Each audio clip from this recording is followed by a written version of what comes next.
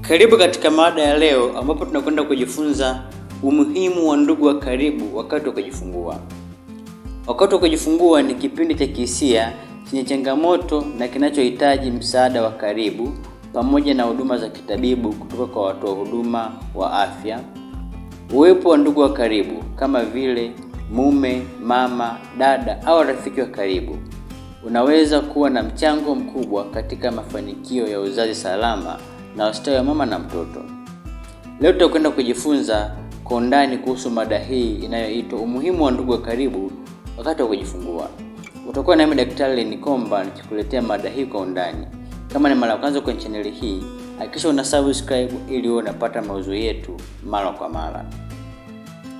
Kwanza, msaada wa kihisia.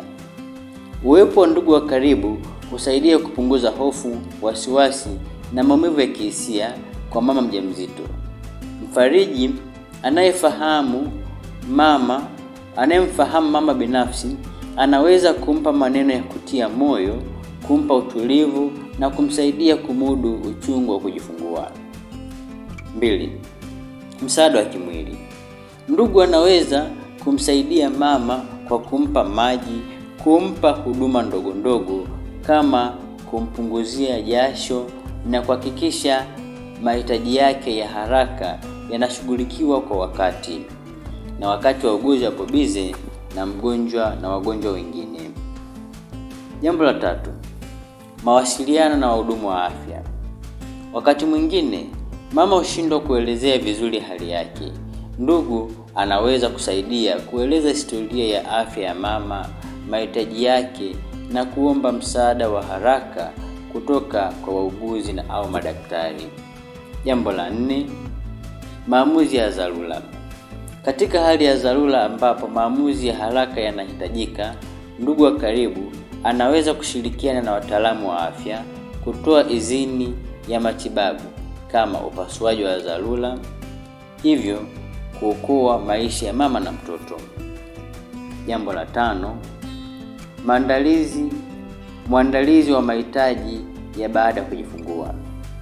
Baada ya kujifungua, mama huhitaji msaada wa haraka kama chakula, nguo za mtoto au usafiri wa kurudi nyumbani. Ndugu wa karibu husaidia kuharakisha mambo haya. Jambo la 6, kusaidia kisaikolojia baada ya kujifungua. Baadhi ya wanawake hupitia msongo wa mawazo baada ya kujifungua, yani postpartum depression. Ukaribu na upendo kutoka kwa ndugu huwasaidia kurejea katika hali yao ya kawaida kwa haraka.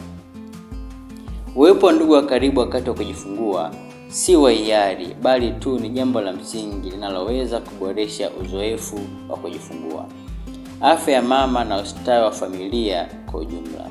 Ni muhimu familia zielewe kuwa kujifungua si jukumu la mama pekee, bali ni jukumu la pamoja. Ulikuwa nami Daktari Lenikomba, tukutane katika mada ijayo.